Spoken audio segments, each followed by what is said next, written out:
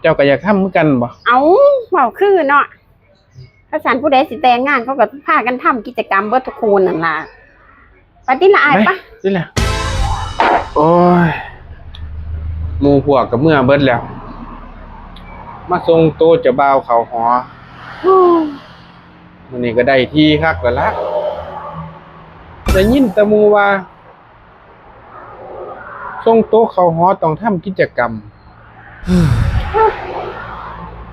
บัดยามเขาส่วนว่าซั่นทำกิจกรรมเฮาเป็นผู้ชายเฮาต้องเป็นฝ่ายพาเขาท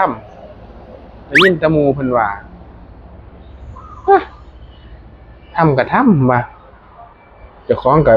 คิดไว้คือกันล่ะจังไดก็ต้องพาเขาทำให้ได้กิจกรรมได้ล่ะ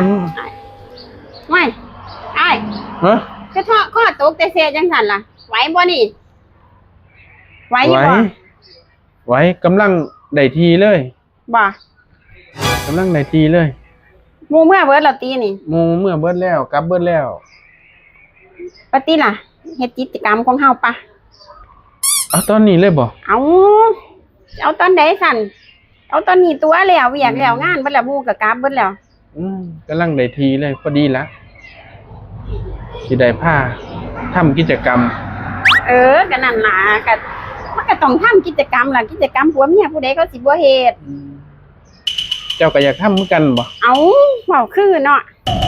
ถ้าสันผู้ใดสิแต่งงานเขาก็พากันทำกิจกรรมเบิดทุกคนนั่นล่ะปฏิละอายปะนี่แหละข่อยกำลังได้ทีเลยกำลังอีนี่นี่มาเมาพอดีเลยเอาเลยบ่น้องเอาเลยปิดประตูก่อนเอาปิด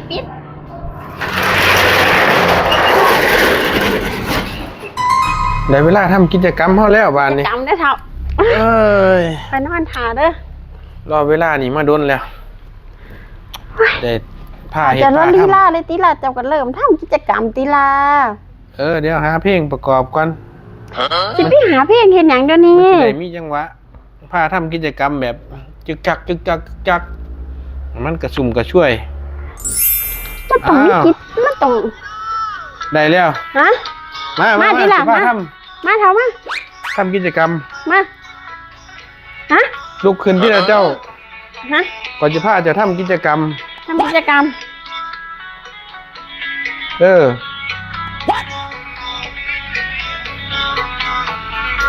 ป็นไหนมีแห้งบ่กระชุ่มกระชวยบ่จะว่า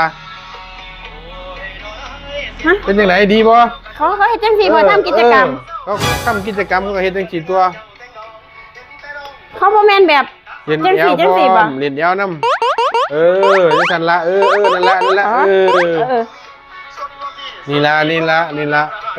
มาที่เขามาทำกิจกรรมกันนอนบ้านนี่แล้ว